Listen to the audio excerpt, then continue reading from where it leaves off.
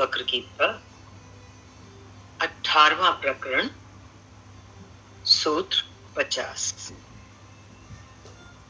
सूत्र का अनुवाद है, धीर पुरुष स्वतंत्रता से सुख को प्राप्त होता है।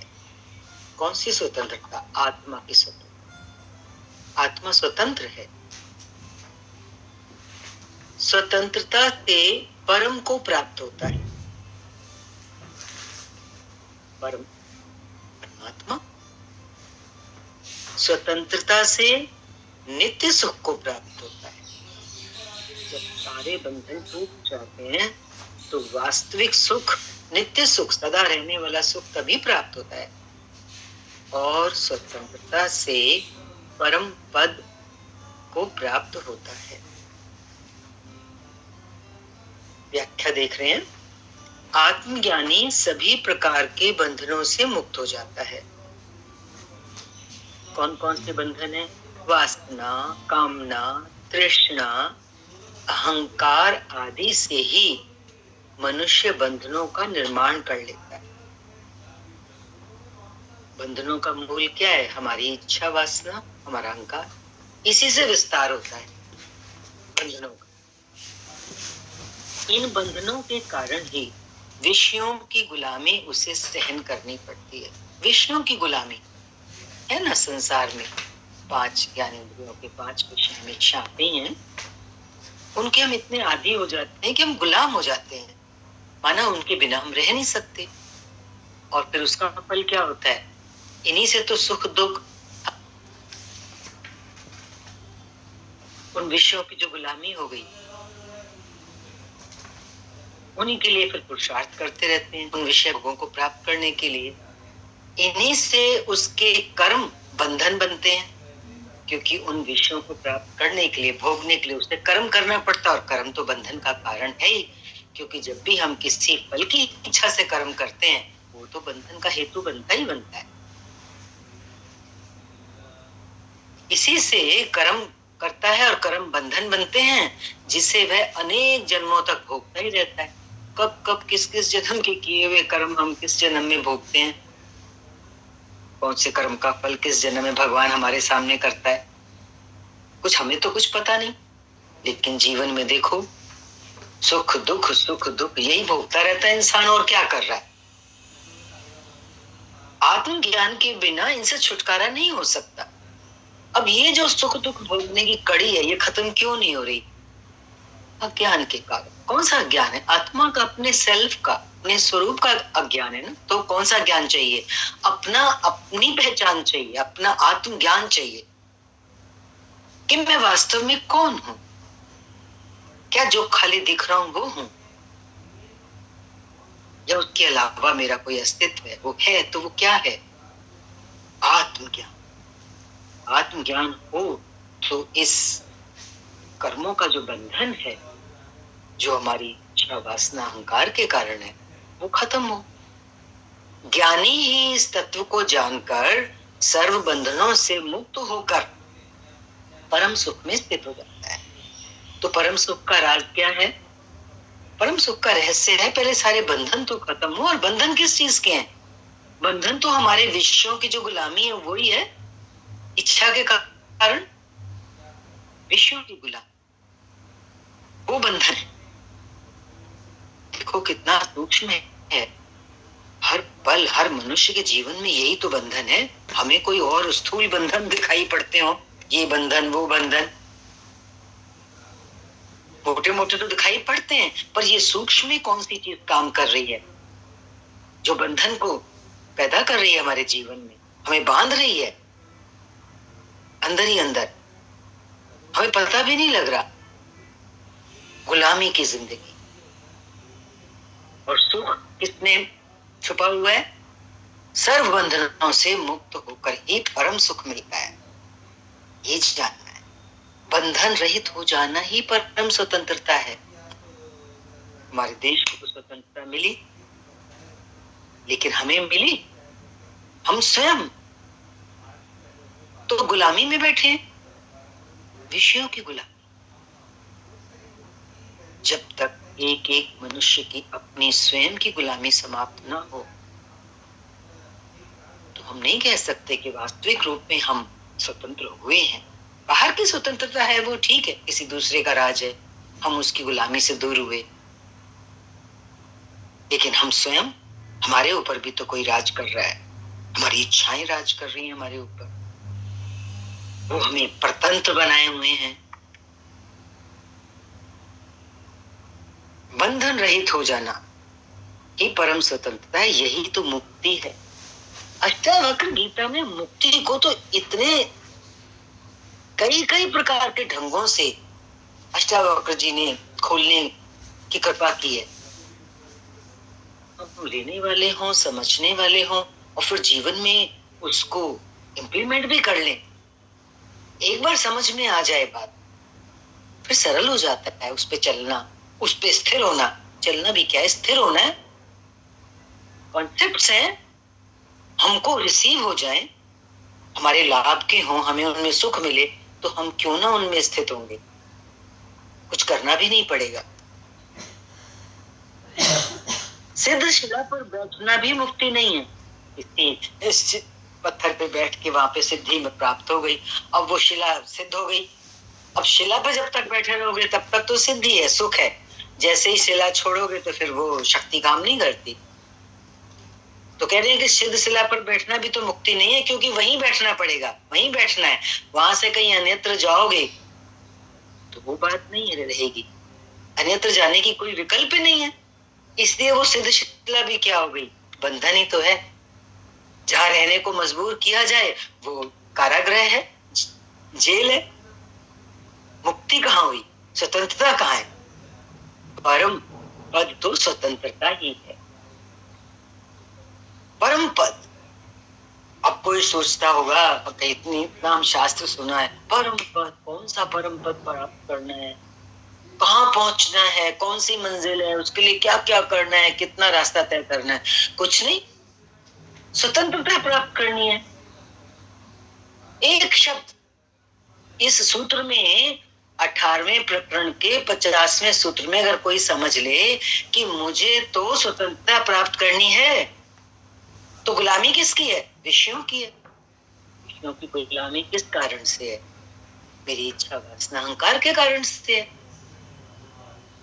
और विषयों की गुलामी से जीवन में इतना सुख दुख हो रहा था, इससे स्वतंत्र होना है। और इससे स्वतंत्र हो जाए तो हमारे जैसा कोई सुख ही नहीं है। परम सुख बोल रहे हैं गुरुदेव, और परम पद बोल रहे हैं इसको।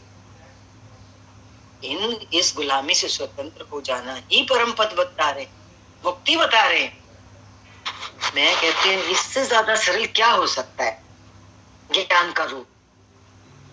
बहुत कृपा है उस परमेश्वर की, सदगुरु की। और कह दिया उन्होंने लास्ट में इस सूत्र के, जीव की यही अंतिम स्थिति है। देखो कहीं मत दौड़ो, आसान सरल करके उठाओ, मुश्किल कुछ नहीं, हमारे सामने सामने है और हमारे हाथ में है, बस हम तैयार हो जाए। अगला सूत्र देखिए, अनुवाद है, जब मनुष्य अपनी आत्मा के अकर्तापन, आत्मा के अकर्तापन और अभोक्तापन को मानता है, तब उसकी संपूर्ण चित्त वृत्तियों का नाश हो जाता है। चित्त में चित्तवनाएं होती रहती है ना, चित्त चंचल है, वृत्तियां उठती रहती हैं। तो वो कह रहे हैं कि चित्त की सारी वृत्तियां नाश हो जाती हैं, बस कब? जब मनुष्य अपनी आत्मा को अकर्ता और अभोक्ता मानता है। आत्मा को, आत्मा तो वैसे है ही अकर्ता और अभोक्ता, आत्मा तो न्यारी प्यारी है, कर्ता भोक्तापन तो जीव में है, हमारी बुद्धि में है। व्याख्या देखते हैं और स्पष्ट होगा। क्या कह रहे हैं गुरुदेव? मनुष्य ना करता है, ना भोगता, ना वह कर्म करता है, ना उसका फल ही भोगता है। मनुष्य तो पापी है ही नहीं, उससे पाप हो ही नहीं सकता, ये वेदांत की घोषणा है। देखो कितने नए नए ढंग से हमारे सामने शास्त्र क्या क्या प्रसाद परोस रहा है। देख रहे हो वो क्या कह रहे हैं? मनुष्य तो पापी है ही नहीं, उससे तो पाप हो ही नहीं सकता, ये तो वेदांत कह रहा है। लेकिन तब कहां से आ रहा है ये मैं पापी, मैं कर्ता, मैं भोगता? वो कह रहे हैं अहंकार के कारण मनुष्य स्वयं को उस आत्मा और ब्रह्म से भिन्न समझने लग गया। जैसे ही ये दूरी आई, ये भिन्नता आई कि मैं उस ब्रह्म से, उस आत्मा से जिसने इस शरीर को धारण किया है, मैं उससे कुछ अलग हूं, इस अज्ञान के कारण ये भ्रम हो गया कि मैं उससे अलग हूं। इस भ्रम के कारण ये तो वो अपने को कर्ता मानने लग गया। और देखो, कर्ता जैसे ही मानेंगे तो भोक्तापन तो वहीं साथ ही है। कर्तापन, कर्ता सो भोक्ता, करने वाले को ही भोगना है। कर्ता मानने से वो भोक्ता भी बन गया। और बस पाप कौन सा है? इंसान अपने पापों को गिन गिन के दुखी होता है। मैं पापी, मैं महापापी, यही एकमात्र पाप है। मैं कर्ता और मैं भोक्ता, यही उसका पाप हो गया। जिस समय वह अपने को शरीर, मन और अहंकार से भिन्न केवल आत्म रूप निश्चित कर लेता है, उसी क्षण वह ना करता रहता है, ना भोगता, और ना उससे कोई पाप होता है, ना पुण्य होता है। घटना तो एक क्षण में घटती है ना। जिस समय ही हम अपने को इस दिखने वाले अस्तित्व से, जो शरीर, मन और अहंकार है, इस दिखने वाले स्वरूप से, वो जो मुझे नजर नहीं आ रहा मेरा आत्मा का रूप, उस आत्म रूप को मैं निश्चित कर लेता हूं कि मैं तो वो हूं। बस उसी पल घटना घट जाती है। क्योंकि कौन सी घटना घटती है? हम सोचते होंगे पता नहीं राजा जनक के साथ कौन सी घटना घटी होगी। सरल करके समझो, जैसे ही निश्चय हुआ कि मैं तो आत्म रूप हूं, तो कर्तापन और भोक्तापन समाप्त, भस्म हो गया। जैसे ही कर्ता और भोक्तापन भस्म हुआ, सारे पाप जल के राख हो। और पाप क्या, पुण्य भी नहीं बचे, ना पाप ना पुण्य। आगे भी उससे कोई ना पाप होता है ना पुण्य। और पहले भी किए हुए कर्मों की जो गठरी है, पाप और पुण्य दोनों की गठरी, दोनों ही बंधन के कारण वो राख हो जाते हैं, समाप्त हो जाते हैं। आत्मज्ञान में उसकी सारी चित्त वृत्तियां ही शांत हो जाती हैं। और परिणाम स्वरूप आत्म स्थिति के पश्चात क्या अनुभव होता है? चित्त शांत है। चित्त का शांत हो जाना ही तो परम पद है। क्यों? कि जैसे ही चित्त शांत हुआ, चित्त शांत कैसे हुआ? अहंकार गलित हो गया ना। अहंकार के कारण तो वृत्तियां उठ रही थी।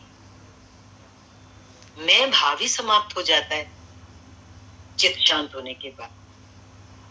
जब मैं भाव समाप्त हो जाता है तो कौन कर्ता और कौन भोक्ता ये कहना कठिन हो जाता है। आत्मज्ञान की स्थिति में ही ऐसा होना संभव है, और कोई उपाय है नहीं। आत्मज्ञान की स्थिति में ही ऐसा होना संभव है, अन्यथा उसका कर्ता और भोक्तापन रहेगा ही, जिससे वह पाप पुण्य का भागी भी होगा। अगला सूत्र ले रहे हैं, अनुवाद है। धीर पुरुष की स्वाभाविक उच्छृंखल स्थिति भी शोभती है। उच्छृंखल मीन्स कभी कभी साधारण सा व्यवहार कर देना, बच्चों जैसा, नासमझ जैसा। तो स्वाभाविक वे में अगर वो धीर पुरुष की ऐसी स्थिति देखने को मिले तो वो भी शोभायमान लगती है, बुरी नहीं लगती। लेकिन प्रहायुक्त चित्त वाले, प्रहाशत कई बार आया है शास्त्र में, कुछ शब्द आएंगे ऐसे, हो सकता है हमारे लिए नए हों, लेकिन उन्हें भी अंदर ग्रहण करना अच्छा है। स्प्रहा मीन्स इच्छा, कामना। तो यदि हमारा चित्त इच्छा कामना पे युक्त है, स्प्रहा युक्त है, हम स्प्रही प्रयोग में लाएंगे अभी आगे, जैसा शास्त्र में चलेगा। तो आप इसको अंदर में धारण करके रखिए कि स्पृहा यहाँ पर इच्छा कामना के लिए आ रहा है। तो इच्छा कामना से युक्त चित्त वाले, स्पृहा युक्त चित्त वाले मूढ़ की, मूढ़ कौन व्यक्ति होता है? महामूर्छ होता है, उसको मूढ़ कहते हैं। अगर वो इच्छा से युक्त चित्त वाला मूर्ख व्यक्ति बाहर से बनावटी शांति भी प्रकट करता है, दिखाता है, तो वो शोभा नहीं देती। कोई भी चीज अशोभनीय लगने का कारण क्या हो गया? हमारी इच्छा। जब तक हमारे अंदर इच्छा है तो हम बाहर से कुछ भी ढोंग रचें, कुछ भी दिखावा करें, वो सामने वाले को भाएगा नहीं। व्याख्या देखिए, मनुष्य में राह है, वासना है। इसी स्पृहा के कारण उसे ये शरीर मिला है। पिछला शरीर जब छूटा, उस समय जो अधूरी इच्छा वासनाएं रह गई, स्पृहा रह गई, उसको पूरा करने के लिए अगला शरीर मिलता है। और कोई कारण नहीं है शरीर धारण करने का, जन्म मरण का, हमारी स्पृहा ही कारण है। यदि संसार में कुछ भोगने की, कुछ करने की चाह ही नहीं होती, तो ये शरीर उसे मिलता ही नहीं। शरीर मिलना ही इस बात को प्रमाणित करता है कि हमारी अधूरी वासनाएं रह गई थी पीछे, जिनको पूरा करने हम आए। उदाहरण के तौर पर घड़े का निर्माण तभी होता है जब उसमें कुछ भरना है। यदि भरने को कुछ ना हो, हमारे पास कुछ है ही नहीं जो हम स्टोर करके रखना चाहें, तो हम घड़ा क्यों बनाएंगे? तो घड़े का निर्माण ही नहीं करेंगे। तो विचार क्या करना है कि स्पृहा, वासना आदि मन का गुण, और मन है तो शरीर है। स्पृहा और वासना के कारण ही इस भौतिक जगत का अस्तित्व है। ये जो सारा संसार हम अपने चारों तरफ देख रहे हैं, ये किस पर टिका हुआ है? स्पृहा पर, एक इच्छा पे। इच्छा ही तो पुशिंग फोर्स है। कोई इच्छा अंदर में है, हम कार्य करते हैं, कर्म करते हैं, और ये संसार चलता है। ये सब ना हो तो संसार तो ठप हो जाए। भौतिक जगत का किसको बता दिया? स्पृहा और वासना। इसी से तो मनुष्य सारे रचनात्मक और विध्वंसात्मक कार्य करता है, कुछ बनाता है, कुछ बिगाड़ता है। इच्छा के कारण कुछ नया बनाएगा, कुछ पुराना विध्वंस करेगा, समाप्त कर देगा। संसार की जैसी भी स्थिति है, वो किसके कारण है? आज हम जो संसार देखते हैं वो स्पृहा के कारण ही है। अतः संसार का अगर पर्यायवाची ढूंढो तो यहाँ पे गुरुदेव कह रहे हैं स्पृहा ही संसार। परिभाषा समझ लो। आज संसार, संसार माना क्या? इच्छा, कामना, वासना, जिसके लिए एक शब्द आप यूज कर सकते, स्पृहा। स्पृहा ही संसार है। बिना स्पृहा के कुछ भी नहीं मिलता। स्पृहा के रहते मनुष्य को शांति नहीं मिलती। स्पृहा के रहते मनुष्य को शांति नहीं। संसार में कुछ पाना है तो स्पृहा चाहिए, स्पृहा के बिना थोड़ा ना कुछ मिले।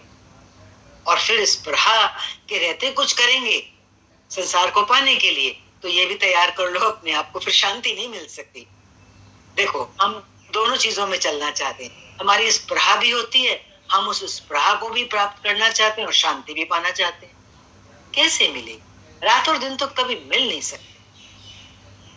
जहां स्पृहा है वहीं दौड़ धूप है, चीना छीना झपटी है, संघर्ष है, हिंसा है, और समस्त निर्माण भी स्पृहा ही है। किंतु आध्यात्मिक उपलब्धि, आंतरिक उपलब्धि तो स्पृहा मुक्त होने से ही होती है। इच्छा शांत हो तो आध्यात्मिक उपलब्धि हो। हम भीतर जो धन हमारे छुपा हुआ है उसको प्राप्त हो, और वो तभी होता है, आत्मज्ञान और शांति तभी मिलती है। आत्मज्ञान और शांति कब मिलती है? जब हम स्पृहा मुक्त, स्पृहा के रहते शांति की आशा करना मृग मरीचिका ही है जो कभी हो नहीं सकती है। याद है ना मृग मरीचिका? कड़ी धूप, चारों तरफ रेगिस्तान, प्यासा हिरन, दूर का पानी दूर का रेत सूर्य की किरणों में पानी जैसा दिखाई देता है, भागता है। जो उसको कभी मिल नहीं सकता उसकी प्यास को बुझा नहीं सकता। ठीक इसी तरह से मनुष्य की हालत है।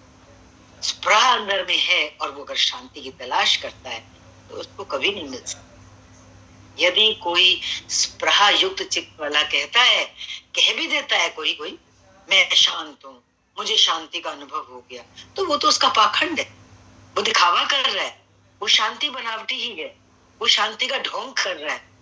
आधा घंटा ध्यान कर लिया, 10 माला गायत्री की जप कर ली, किसी आश्रम में 1 घंटा बैठ गए और कहने लगे मुझे शांति प्राप्त हो गई। ये शांति नहीं है, धोखा है, पाखंड है। वे शांत प्रतीत होते हुए भी वो दिखते हैं शांत बाहर से, क्योंकि दिखावा कर रहे हैं ना हम शांत हैं, पर है अशांत। उनकी शांति ऊपरी ऊपरी है जो एक क्षण में विलीन हो सकती है। ऐसी शांति कितनी है? मूड की ही शांति, जो कि कितनी देर के लिए? क्षणिक है, अभी है अभी नहीं है। और कैसी है? बनावटी है, ऊपर से ओढ़ी हुई है, उसने दिखावा कर रहा है। इसके उलट, इसके विपरीत जो ज्ञानी है, जिसके अंदर कोई स्पृहा नहीं है, कोई इच्छा नहीं है, ज्ञानी स्पृहा मुक्त हो जाने से वास्तविक शांति को प्राप्त, वास्तविक शांति। क्योंकि उसको वास्तविक शांति उपलब्ध क्यों हुई है? क्योंकि अशांति का जो कारण है स्पृहा, वो उसकी नष्ट हो चुकी है, इसलिए वही परम शांत, और उसकी शांति स्वाभाविक है, नेचुरल है, वो दिखावा नहीं कर रहा। स्पृहा मुक्त व्यक्ति, ज्ञानी, यदि अब ये स्थिति वाला पुरुष, जो ज्ञानी पुरुष की बात चल रही है, यदि वो कोई हल्का फुल्का व्यवहार करता भी है, कुछ श्रृंखलता भी दिखाता है, तो भी वो शोभा पाता है, क्योंकि उसमें कोई विकार नहीं होता, उसके पीछे कोई स्पृहा वासना नहीं होती। भीतर की गंदगी को छिपाने के लिए मनुष्य बाहरी आडंबर करके उसे छिपाना चाहता है, जबकि भीतर से अगर आप निर्मल हैं, शुद्ध हैं, तो निर्मल होने पर उसे इसकी आवश्यकता नहीं, उसको बाहर से कोई चीज छिपाने की जरूरत नहीं होती। बाहर से कुछ हल्का फुल्का ऐसा व्यवहार भी हो गया, उस श्रृंखलता हो भी गई, तो वो बुरी नहीं लगती। यहाँ पर ये बता रहे तो जीवन कैसा हो? स्वाभाविक हो, अंदर से भीतर से मनुष्य निर्मल हो, स्पृहा मुक्त हो, तो उसका जीवन शोभायमान होता है। यहां पर ऐसा बतलाया। अगला सूत्र ले रहे हैं, अनुवाद। कल्पना रहित, बंधन रहित और मुक्त बुद्धि वाले धीर पुरुष कभी बड़े बड़े भोगों के साथ क्रीड़ा करते हैं और कभी पहाड़ की कंदराओं में प्रवेश करते हैं। अनुवाद व्याख्या देख रहे हैं। जिस ज्ञानी की स्पृहा शांत हो गई, इच्छाएं समाप्त, कोई वासना नहीं रही, और वो कल्पना रहित, बंधन रहित हो गया, क्योंकि इच्छा वासना है तो ये कल्पनाएं उठती रहती हैं और उन्हीं का ही बंधन होता है। तो अब ना उसमें कोई कल्पना उठ रही है और ना ही कोई बंधन है, जिसे सृष्टि में एकत्व का बोध हो गया। और ये जो भी स्थिति बताई, कोई वासना का ना होना, कल्पना का ना होना, ये स्थिति बनने के बाद ये किसकी स्थिति बनी? जिससे आत्मज्ञान हुआ, और आत्मज्ञान होने से सृष्टि में किसका बोध हो जाता है? ये एक ही है। उस व्यक्ति को सृष्टि में एकत्व का बोध हो गया। एकत्व का बोध होने से ऐसा पुरुष मुक्त चित्त वाला है। चित्त उसका मुक्त है, क्योंकि अब उसको दूसरा कुछ दिखाई नहीं देता। क्योंकि देखो, जब दूसरा दिखता है तभी अंदर वृत्तियां उठती हैं, एकत्व का बोध। ऐसे चित्त वाला धीर पुरुष बड़े बड़े भोगों के साथ क्रीड़ा करते हुए भी उनसे अलिप्त और अछूता रहता है। वह भोगों को क्रीड़ा की भांति, जैसे कोई खेल खेल रहा हो, खेल की भांति नाटकवत तटस्थ होकर साक्षी भाव से भोगता है। अब हमें ये ना लगे कि वो साक्षी भाव में भी है, भोगता भी है। वो आत्म स्थिति में है तभी वो साक्षी भाव में है, और अगर आत्म स्थिति में है तो भोगते हुए भी नहीं भोगता है। बात ये समझनी है। इसमें सबसे बड़ा जो उदाहरण आता है वो राजा जनक का ही आता है। जीवन मुक्त थे, लेकिन महलों में बैठे हुए हैं, नर्तकियों का नृत्य हो रहा है, चारों तरफ प्राणियों से घिरे हुए हैं, सारे भोग हैं उनके आसपास, लेकिन सभी भोग उनको छू नहीं पा रहे, वो अछूते हैं। ठीक जिस प्रकार से चारों तरफ कीचड़ है, जल है, कमल खिल रहा है, उसके ऊपर एक बूंद नहीं दिखती, मुक्त है। ऐसी स्थिति, अब ऐसी स्थिति वाला व्यक्ति पुरुष जो है, चाहे तो पहाड़ की कंदराओं में भी रह सकता है, क्योंकि दोनों ही जगह उसकी स्थिति कैसी है, अनाग्रहपूर्ण है। वो भोगों के बीच में रहते हुए भी उसकी स्थिति अनाग्रहपूर्ण है, मींस वो उसको चाह नहीं रहा, उसका अपना कुछ आग्रह नहीं है, इसीलिए वो पहाड़ की कंदरा में भी शांत रह सकता है। दोनों में वह समभाव वाला रहता है, कुछ मिले तो, नहीं मिले तो। जिससे भोगों के भोगने या उन्हें त्याग कर जंगल चले जाने का आग्रह होता है, कोई व्यक्ति कुछ नियम संयम से बंधकर कार्य करता है,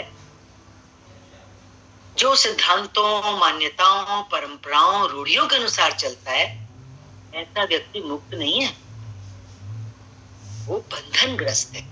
अपने आप को परंपराओं से, मान्यताओं से बांध लिया तो बंधन ही तो हो गया, उनका भी तो बंधन ही है, रूढ़ियों का भी तो बंधन ही है। लेकिन ज्ञानी किसी भी परंपरा, मान्यता से बंधा हुआ नहीं होता, और वो कब होता है, जब स्पृहा मुक्त अंतर स्थिति होती है। मेन बात यहाँ पे जो आ रही है इन सूत्रों में, वो है स्पृहा मुक्त स्थिति, वही स्थिति ज्ञानी की स्थिति है। अब स्पृहा मुक्त होने में यहां तक की स्थिति होनी चाहिए कि किसी सिद्धांत, मान्यता या परंपरा या रूढ़ी से भी हम अपने आप को ना बांधें, उनसे भी हम अपने आप को मुक्त रखें, क्योंकि ये भी बंधन है। ज्ञानी सभी प्रकार के बंधनों से मुक्त होकर केवल और केवल आत्मा में रमण करने वाला, और कैसा होता है, स्वच्छंदचारी, पूर्ण स्वतंत्र होता है, स्वच्छंद, उसकी अपनी मर्जी है। महलों में रहे चाहे कंदराओं में जाए, वो दोनों ही जगह अनाग्रहपूर्ण जीवन जीता है और सुखी रहता है। आज के लिए इतना ही। हरि ओम। शांति शांति।